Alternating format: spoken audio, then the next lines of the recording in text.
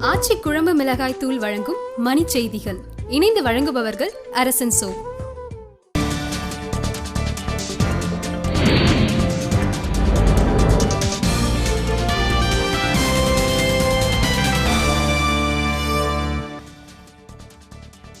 முன்னாள் குடியரசுத் தலைவர் அப்துல் கலாம் மறைவுக்கு மக்களவை மற்றும் மாநிலங்களவையில் உறுப்பினர்கள் இரங்கல். அன்பு மற்றும் எளிமையால் நாட்டு மக்களின் மனங்களை வென்றவர் அப்துல் கலாம் என ராகுல் காந்தி புகழாரம்.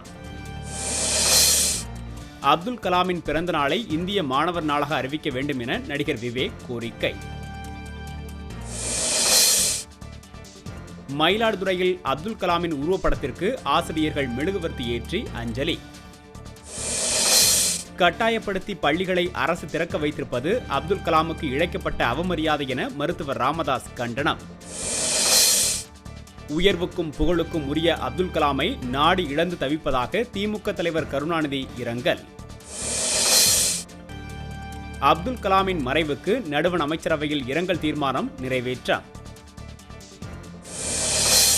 தூத்துக்குடி அனல் மின் நிலையத்தின் முதலாவது அலகில் பராமரிப்பு பணிகள் தொடக்கம். 210 மெகாவாட் உற்பத்தி பாதிப்பு.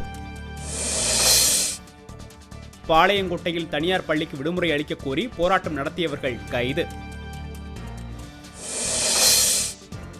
மெர்ஸ் நோய் தாக்கத்தின் ஆபத்தில் இருந்து தப்பிவிட்டதாக தென்கொரிய அதிபர் அறிவிப்பு. ஆச்சி குழம்பு மிளகாய் தூள் வழங்கிய மணி செய்திகள். இணைந்து வழங்கியவர்கள் அரசன் சோ.